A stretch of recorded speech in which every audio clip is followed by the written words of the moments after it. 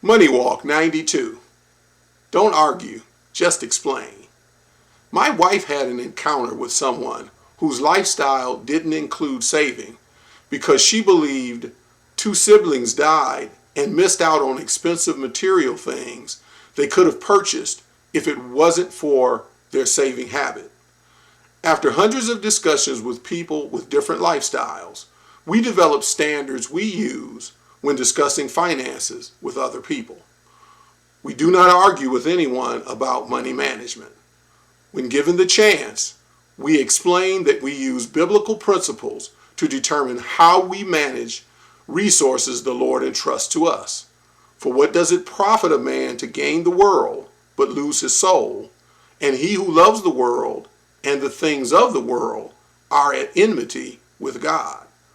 We study the Bible to ensure it's the foundation for our management and to support our commentary.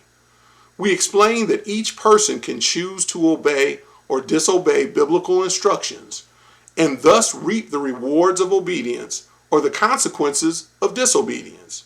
Also, biblical principles afford people boundaries in which they can employ different methods to extract the benefits thereof, which means everyone's decisions do not need to be the same as ours. They simply should seek to please the Lord in the management of their finances. No matter what, we choose to obey His commands, so our life is on a firm foundation throughout eternity, and to partner in spreading His good news. We first direct people to pray and seek the Lord, and then direct them to resources that shed light on stewardship areas they're interested in.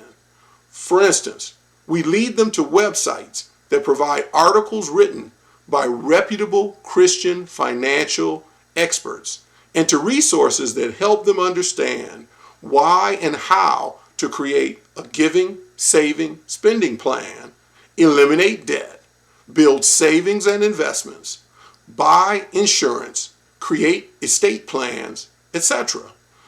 We cannot make people believe the way we do because they have the power of choice in this life. They must hunger and thirst for righteousness in order for God's wisdom and revelation to be accepted, understood, and employed. Some people will find reasons to dispute and ridicule biblical principles and methods that work therewith. It's well known that many ridicule Jesus, so they'll also do it to His followers. He gives believers strength to endure it.